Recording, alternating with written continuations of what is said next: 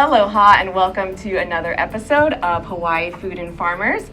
Every Thursday at 4 p.m., myself and my co-host Matthew Johnson we feature farmers here on Hawaii and also sometimes like to bring in folks out of state to talk about what's going on in their local food systems and compare it to here in Hawaii. So today we have some special guests that Matt will introduce. Great, thank you, Justine. So yeah, we have special guests, real good friends of mine, all the way from Drexel Hill, Pennsylvania. Yeah. So aloha and welcome. Thank you so much for joining us. So we have John and Angela Dilworth with us. And just let everyone know, John and I went to college together. So super excited. We've been dreaming about opportunity to be back on TV again. That's so right. Finally made it happen. Yep. Congratulations. Yep. You guys want to introduce our other two guests that you brought? Yeah, so this guy is our oldest guy, our future farmer here. This is, yep. He's Perfect. Yeah, he's all about it, man. Yeah. This guy's Christopher. We call him Christopher Fran the man. And that guy over there is, that's our second son. He's 9 months old. That's Jimmy Hank the Tank. Jimmy Hank the Tank. Yeah, and he's rocking the Nova Nation over there for us today. Yeah, I think he's trying to take over my job as co-host. So I think the writing's on the wall. I'm out of a job, but that's okay. If I'm going to lose a job, it's Jimmy Hank the Tank. It's not bad. It's not a bad way to go out, yeah. Right on. So, yeah, as Justine said, obviously this Hawaii Food and Farmer series, but we like to invite other guests from other parts of the world. So we've had people all the way from Puerto Rico before. Nice. And you are our first guest from Pennsylvania. So congratulations. Yeah, put that on the resume, yeah. Yeah, absolutely.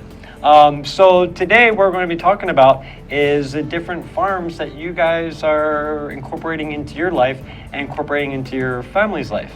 So Angela, you kind of represent the 927 Farms. I do. Kind of a family farm garden that you're doing. And then John, you're representing EA Farms. That's right. So this is from Episcopal Academy. School that you teach at just outside of Philadelphia. That's right. And you're kind of the farm community garden coordinator. That's right. Yeah, that's a good way to put it. Yep. Yeah, I just kind of made that up. I love it. Yeah, good. it sounds perfect. That's exactly right. Yeah. Another thing you can put on your resume. Yes. And then these are your farm workers, I assume. Obviously, yes. Yeah. They work for very low wages, just food, and we're happy to keep them happy like that. Yeah. Yeah. It's very good. Yeah. Awesome. Well, why don't you, Angela, why don't we start with you? Just give us a little background on yourself, and then also give us a little background on 927 Farms. Sure. Well, my name is Angela Dilworth.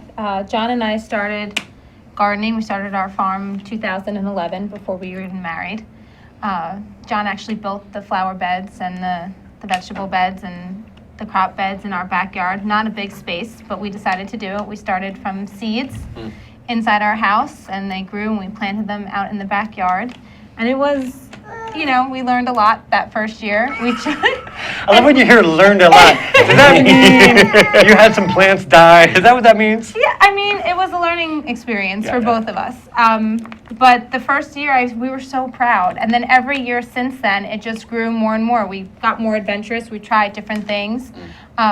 Anything that I was craving, especially during my pregnancies, let's plant that. Yeah. You're like, John, I want this now. Go grow it. Yeah, grow banana trees. I'm like, they don't work here, but we're going to try. We'll do what we can. Yeah. But it's been great. And I think every year we've gotten better and better, the more adventurous that we've been, in our own personal growing. And it's just been an amazing experience. So what kind of stuff are you growing? What are you? Well, fruits and vegetables. We're growing kale, lettuce, cabbage, arugula, peppers, jalapenos, habaneros, which were a big hit. Yeah, we spinach. Made, hot sauce. Yeah, hot sauce and From put the habaneros. and put them in my eggs, and then she'd be like, I don't know why you're doing that, because every time you eat them, you start hiccuping like you can't take it. But I'm like, no, it's the challenge of it. And you know? everything burns. Like you need to handle them with gloves. He just starts crying every time. Like, why do you do this to yourself? Yeah. We've done cantaloupes, watermelon, strawberries, blueberries. Sweet potatoes, eggplants. Yeah. And this is all, you have like a 3-acre yard? I mean, it sounds like a big space. It's not even 3 acres. Probably, I don't know, it's probably 30 feet across by 40, 50 feet deep, So almost 3 acres. Yeah, almost 3 acres, yeah. Not quite. Wow. Yeah. And incredible. then our front yard, we kind of turned into the pumpkin patch. So like the neighborhood kids could come by and kind of watch them grow. And then Yeah, that's been cool. come Halloween time, man, just carve them up and sit them on the steps, make them our jack-o'-lanterns. Yeah. Fun. So it's been good, yeah. And now, how do you get these two involved? Well, Chris loves the garden. It's a favorite spot of his. He knows exactly where it is every time he walks out of the house. He goes straight to it. He has his own little gardening kit, so he's able to use that whenever we're out there harvesting, and he he loves it. And James, he helps out a lot by eating all the food. Yeah. Oh. He's a big contributor. And you're solid, yeah. He's like, all this talk of Yeah. gardening, I need to eat I'm He's getting hungry. hungry. He's hungry. Yeah. Gotta watch, he's got 2 teeth on the bottom. I He might feel get, it. yeah, he might get you. something. Yeah, but Chris He's is drawing blood. Chris is good. He likes to throw dirt around, and he also likes to, especially if we're just planting seeds. You know, you give them to him, and he'll just take them, and he loves to throw. He's a lefty, so we encourage the throwing. Oh, okay. So he'll throw them around, and the next thing you know, and he loves to water. We got the watering can for him. Okay. The watering All can. right. He's So a that's big a fan of the watering Very can. important parts of Yeah. gardening. Yeah. Huge thing. So Yeah. having that space, is this kind of an unusual experience for your family, or do other kids have that same exposure at home as the opportunity that you guys have with the In our space? backyard? Yeah. Not a lot of people on our block really. I mean, some people will grow tomato plants and their own herbs and Just things experiment like with, that. like, small things exactly. like that. But in our neighborhood, it's kind of a cool experience because all the kids know that it's our garden, and when they walk past it, they always want to see what's growing, and they get really interested. So that's cool too. That's cool. So you've kind of opened it up to other kids in the neighborhood. Yeah, yeah. You look outside, and there's like one family in particular. They walk by with like a little kid and 2 little kids, and they always go in there. And the first time I came out, they were kind of like, "Oh, is this okay?" And I'm like, "Yeah, like absolutely, go in there." The pumpkin patch out front, they're all about it. So it's fun to see them. It's nice to see them actually go in and check it out. It's kind of just an open. It's not like closed off or anything. So they just walk right in, see what we're doing, check it out. Look at that, mommy. Look at that. What's this? What's that? And it's good for them. So it's and it's fun to share if we have extra seedlings. You pass them on to neighbors and watch them grow and do that stuff. So. Yeah, we kind of turned our backyard into like the little farm of the neighborhood, and it's a cool little spot. People like to come check And it we've out. shared a bunch of crops too. Oh, yeah, To our family, to our friends, Oh yeah, neighbors. and we started canning some of our Canning tomatoes, things, and we had made yeah. some pickles. So we just kind of, the more we've done it, like Ange said, the more adventures we got. So we just Okay. let's can these things. Let's make this. So last year we canned 14 jars of tomato sauce, Oh, just wow. homemade stuff. We grew garlic, we grew the onions, we grew the basil, grew the tomatoes, and then just go, spend a couple days getting it all together, canning it up, and Well, right, that turned Chris. into our Christmas gifts. Yeah. Yeah. So we Yeah. actually host Christmas dinner every year, and this past year I decided to do a big pasta dinner, and I made the sauce from scratch from everything in our garden, and then what we canned, we actually kind of gave out. I decorated them as little Going reindeer. Home presents. And in mason jars, and then we kind of got to pass that out to everyone that came for Christmas dinner. Nice. So, yeah. Is there any other families and farms you can trade with? If there's kind of been that kind of bartering community created off of that?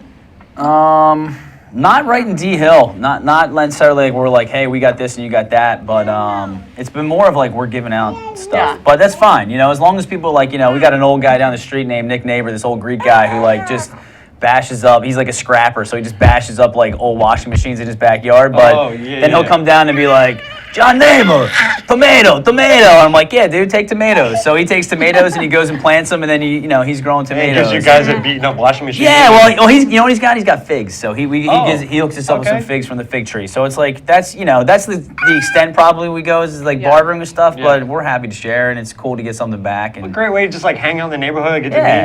to meet neighbors. They want to come by and see what you have and try some stuff out. yeah, That's And great. I think it does bring that awareness to people that I think is kind of more contagious now, where people want to know where their food comes from. They want to know where it's grown, how it's grown, what additives are added to it. Yeah. And I think that that's something that people really should be aware of. So just having the people walk through, even if it's just kids, and they see something being grown right then and there, I think that itself is a learning experience for them. And what amazing variety, too, of what you guys have. I mean, everything you listed off.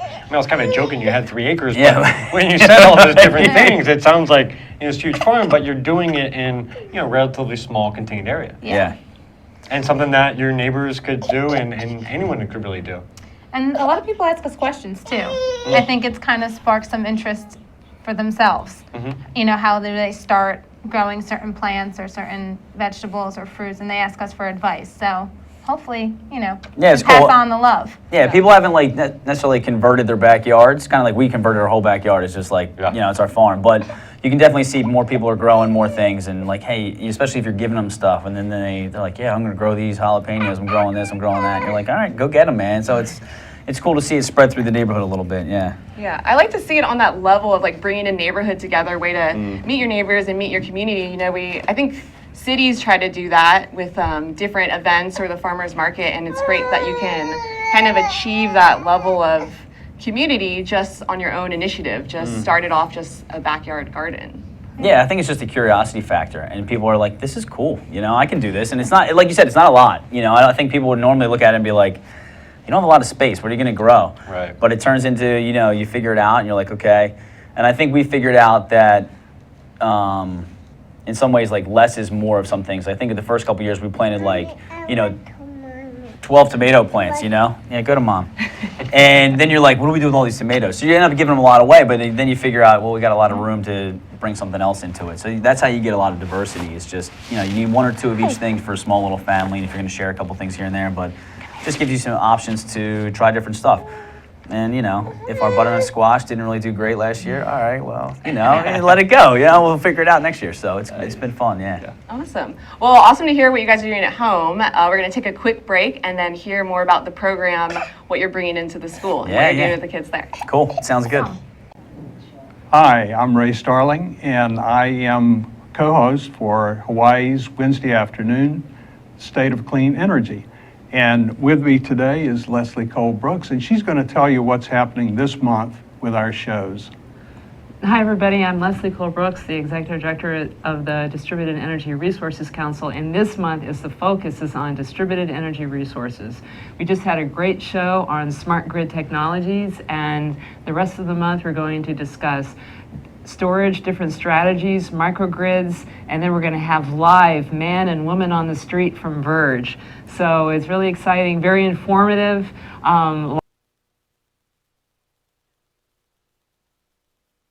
Lively and just worth doing. So see you next Wednesday.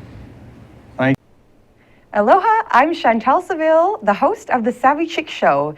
You can watch the show every Wednesday at 11 a.m. Honolulu time and enjoy how to be inspired and empowered. If you're a woman or girl, everyone is welcome, but it's really dedicated to you.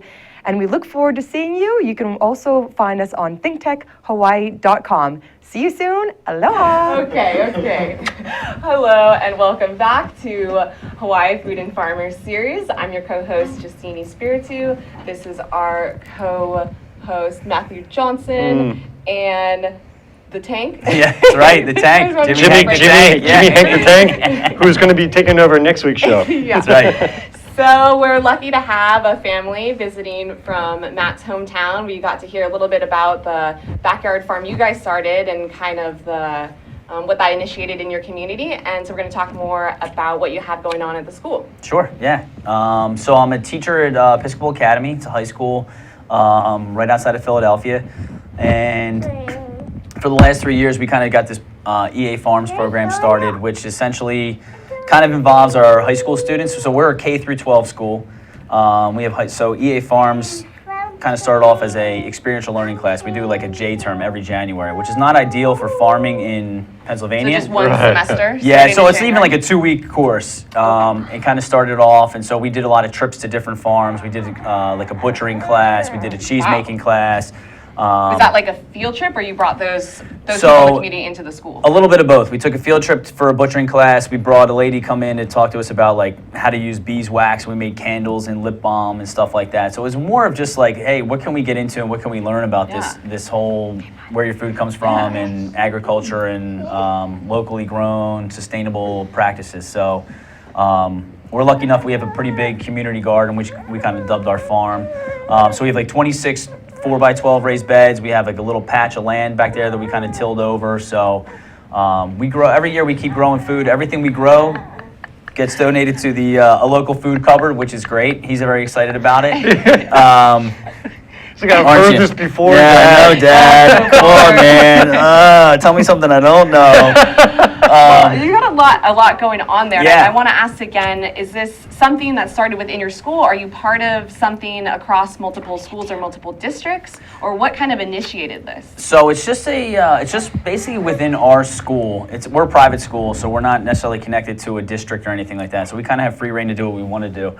So there's a couple other teachers that were involved, like through lower school, since we're K through 12. So we have some lower school teachers that kind of focus on like planting flowers or planting some beets. And they're little kids, so it's cool to see them out there. They plant their stuff, and then they kind of go away for the summer, and that's great. But they're growing stuff. They come back and they see their sunflowers have grown, and they're getting involved. The upper school kids, I think a lot of them kind of realize like this is pretty cool. This is where food comes from, and they learned a lot of different stuff. And they kind of so from that 2-week course, we kind of started a farm club where we kind of expanded our role within the school. So we built a hydroponic system, so we grow stuff year round in our greenhouse.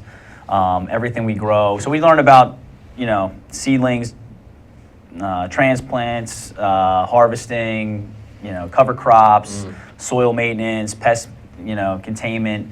And are you bringing in experts on that subject, or are you doing the research yourself and just sharing what you know? How do you guys kind of build your curriculum? Yeah, so a little bit of both. The 2-week experiential learning course kind of gives us the experts to come in, and then the rest of it's kind of just like what we learn and what we take away, and then we kind of, you want to go home? And then we kind of use our best practices, and and it's pretty cool because we turn it over to the kids and figure out, okay, so if our beans are getting crushed by a certain kind of bug, what should we do about it? What are these bugs? And they kind of go through the task of, this is what it is, and we need to do that whole like identification Right. and solution. Right. So it's more, you want them to take ownership of it, and I think they've been really invested in it. Once they take ownership, it's a lot better than just saying, okay, you guys do this because I'm telling you to do this. When they start figuring out like, okay, well, this is what we should grow here, and then the next year we can't grow this here because it's not good to grow these same things back to back. Yeah, they start to put those pieces together themselves. Exactly. Wow, Exactly. that's Yeah. awesome. So it's pretty cool. So do you, I know for like probably the same thing for you, but myself growing up, if I was like, yeah, I want to become a farmer, my parents would have been freaked out. Like, we need to have a talk, son. Yeah. Right. Do you feel like with this, kind of the same thing, like gardening back at the home, but now also having this program in schools, are you thinking that maybe students of these like next generations are thinking that maybe farming is cool again? Are you seeing that at all? I absolutely do. A couple of my kids have gone to Dickinson College, which has like a really good farm out in Carlisle, Pennsylvania. So they have like a school farm. A lot of the farmers that we meet through our experiential learning, a lot of them talk about, they weren't necessarily in agriculture in college or in school, but it's a job opportunity that opened up and something they got really passionate about. So that's how they got involved. And I think I've had kids that have started raising their own chickens, started building their own beds and own gardens in their backyard. So, I mean, their parents are paying a pretty decent buck to send them to school there. So I'm not sure that they're like, that's their dream to like go be a farmer, But I mean, you think about it, this is where our food comes from. It's a big movement that's happening. They're starting to learn more about it. And there's a lot of opportunities for employment and going forward. And I think there's a lot of these kids that look at it as a way of like, this is something I really care about. This is something I really want to get into. So it's definitely gained momentum. So if you're saying farming school again, I think they definitely feel that. So that's a positive thing, And then I want to hear more about that connection that you started donating to a sort of food bank or food pantry. Yeah, food cupboard, yeah. So everything we grow, so obviously we have a little bit of incentive, like so if we're out there picking tomatoes, you let the kids take some tomatoes home. If you're out there taking care of the chickens, you can take some eggs home. You earned it, you're out there doing it. But almost everything that we grow, it's kind of also a community service aspect that we have going on. So everything that we grow gets donated. So, every week we go out for a harvest, we bag it all up, and we take it all over to the food cupboard. So we have, and even teachers that aren't involved necessarily in the program itself, but they might live by the food cupboard, they're like, yeah, give us to us, let's go. And they're happy to be part of that. They feel like they're contributing in some way.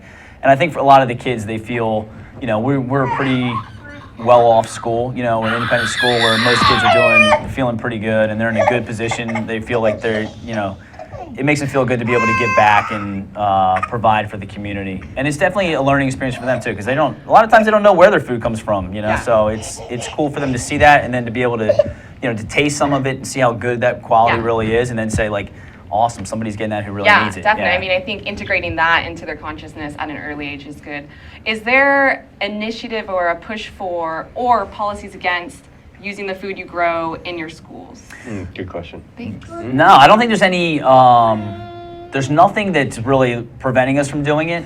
I think that the biggest hindrance we have is being a K through 12 school, and that we might be able to grow enough lettuce or enough mixed salad for like a day. Where they come through. So it's hard to take that incremental and factored in. Yeah, I mean, and we've done it. There's times where we've given out like, hey, come take we've grown some hydroponic lettuce, and we're like, hey, take this home, and people are like, this is so good, and it's just to get it. It's more to get the buy-in from them to be like, this is something that's cool and important. I think we'd probably need to expand. Now we have some like township land that I kind of have my eye on that I'm trying to talk to the headmaster about, and like we could do something with that out there, Yeah. But that's like down the road. I think that's in the future down the road, that if we could get to a scale like that, it would be something that we can maybe get involved, put something in the school. I don't know if we could do it on a daily basis, but right now it's been more of a focus of, if you're out there, you definitely get to eat, you definitely get to put the work in, and then you're going to share it. So that's like where we're coming from with it. But Have someday other it'd be cool to have it in schools there. Well, let me ask you a question. Okay. Yeah. So, Justin gets excited. So in Hawaii, there's like a huge local food movement happening, where there's CSAs, farmers markets, farm to table. Are you seeing that outside of what you guys are doing in your home, doing in the school? Or are you seeing this in a larger context Yes. in the greater Philadelphia area? Yes, we see a lot of CSAs, a lot of farm-to-table restaurants kind of up and coming. And even like our grocery stores, they kind of advertise locally grown produce as like a selling point, as like an attraction. And I've noticed a lot more of that as well. So yeah, definitely. Yeah, Lancaster County, CSA we belong to. That's all organic produce. It's pretty cool. Red Earth is another one that a lot of people really love because it's a choice. So you have a choice of what you can pick. Oh wow. Where which is awesome because That's fancy. Yeah, because like Lancaster, you just Wish we like, could do that. what is this? And you're like, oh, it's a rutabaga. What do we do? It's like almost like chopped. You're like, what are we gonna do with this? Let's What do figure you it get in your out. basket? So yeah. Well, it's interesting because in that sense, you lose the opportunity to introduce them to foods that are grown there that they should be aware of if you're letting them pick and choose. Right. But I think it goes both ways. I think Lancaster's been cool because we're like, what are we doing with this? But then it kind of forces your hand and like, all right, let's look up a recipe for rutabaga or something. Yeah. And it rather than just saying like, I just want this and I just want this and I just want this, But yeah, definitely a big movement. Even we're right outside of Philadelphia, but so Philly's got a big food scene. Same thing, Jose Garces has a farm that he's like, all the farm to table stuff is a big time thing. But even the suburbs, there's a lot of locally grown, and they advertise that, this is where we bought it from, this is the farm we got it from, and so it's a big thing. Hi, Chris. There are a lot more farmers markets, I noticed too, in our area. Yeah. A lot more frequently too. Yeah. So that's awesome to see as well. And it's been great for these guys, because I just puree it and make it into their baby food. Yeah. So That's why the tank is the tank. Yeah. Tank is getting all bigger that as he's organic in baby there. food. Yeah, he's just growing. In fact, he's getting hungry just hearing all this. Yeah. Let's stop talking about it. Put it in my mouth. So with you guys, all the stuff you're doing with farming, could you ever see yourself? He heard Zuri say there's only a couple more minutes. Yeah. Like, what? Oh, there we go. Yeah. Oh, yeah. Well, I guess I could ask a question. Yeah. So since your school has really taken the initiative to create this program, what I was gonna have ask. other schools taken notice and come to kind of check out what you're doing? We have some schools. I think it's more through like social media and stuff actually, or like friends that I have friends in different schools that are like, hey, this is our coordinator. Can you talk to him? And you say like, yeah, what do you guys have going on, or what's your program look like? And there's a lot that we can learn. We're not necessarily like the ones who are leading the pack. I mean, I think we're doing a pretty good job, and we have a lot of great things happening, a lot of momentum going forward. But there's a lot of places to look around. Like Lawrenceville's in New Jersey. They're a private school in New Jersey. They have their own farm. I've gone there for sustainability, like just a sustainability visit to check out what they're doing, and it's just like amazing. They have solar fields. They have a whole farm that the kids go tend to. Some guy like teaches one Latin class and then does the farm. Farms runs, most of the yeah, time. runs the farm. So I'm just like, yeah, let's do that. That would be. That sounds like a amazing. good thing for the Latin teacher to Yeah, do. yeah. Get out Go there. on No the one even farm. speaks this language. Yeah. What the heck? Yeah, get out there, man. So there's a lot of things to. I mean, there's a lot of opportunity to kind of share what we have going on. So it's been good, and I think it's a growing kind of movement. So I think more schools are kind of getting into it as more interest comes about it. So it's been cool. Yeah. And I forgot to even mention, so for the reason you're actually out here in Hawaii right now is that you're teaching at Punahou. Yeah, that's right. You're doing a summer class. I am, yeah, teaching summer school English, not farming, but English. But Yeah. no, it's a great opportunity. But yeah, so what we might try to do is that's 2-week experiential learning course that we have in January, since farming in January doesn't really happen. Is Yeah. maybe we try to get out here for a trip Whoa. for 2 weeks in Hawaii or 10 days in Hawaii and go work on some farms out here, which would actually make a lot of sense because then we could actually work on farms rather than just, You think, going. you think any of your students would actually be up for doing that? I'm not sure. We'll see if we get any interest. Leave- Going to Hawaii in leave January might be winter. tough. It might be tough to get them to do that, but we'll see. We'll gauge the interest next year and we'll see if we can float that out there. But it's on the radar. It might be hopefully happening. We'll put a Yeah. proposal together and see where it goes. So. Yeah. And then with everything you guys are doing, like, do you ever see yourself actually going larger with your own personal farm and actually, because I mean, you're learning a lot and like you're saying, you're testing things out and trying. Could you ever see yourself doing some said larger no. scale? Yeah, Yes, no, I like where we are. I think we're exactly what we need to be doing. I think some of it's. I think always in the back of our heads, we always kind of talk about like that would be like a big kind of dream, like let's go get the farm and let's go, go do it. These guys have kind of thrown a lot of work into your life, a lot of fun, but a lot of work, Yeah. for the last 2 years or so. So, I think where we are, we're really good and we're really happy with what we're doing right now. Yeah. And then, I think like Ange said, there's a lot of room to grow. And I think we're just going to keep expanding. And then, the cool thing is we have summers. So, Yeah. if I'm not out here teaching in Hawaii, then maybe that turns into an opportunity to kind of do something a little bit larger, larger scale with the farm at home. So, Awesome. yeah, a lot of Well, options. we're out of time, so thanks so much for coming on and sharing your story. Great to hear what's going on in other cities. Thanks for bringing the whole family. Of course. Thanks for having us. Yeah, excited to Can't hear. believe it's And us over. meeting our kids. That went too fast, man. Excited to hear problem. what Yeah. develops with you guys. Absolutely. We'll be checking in. Okay, thanks. Sounds good. Thank Join you. us every Thursday. Yep. I forgot that. I forgot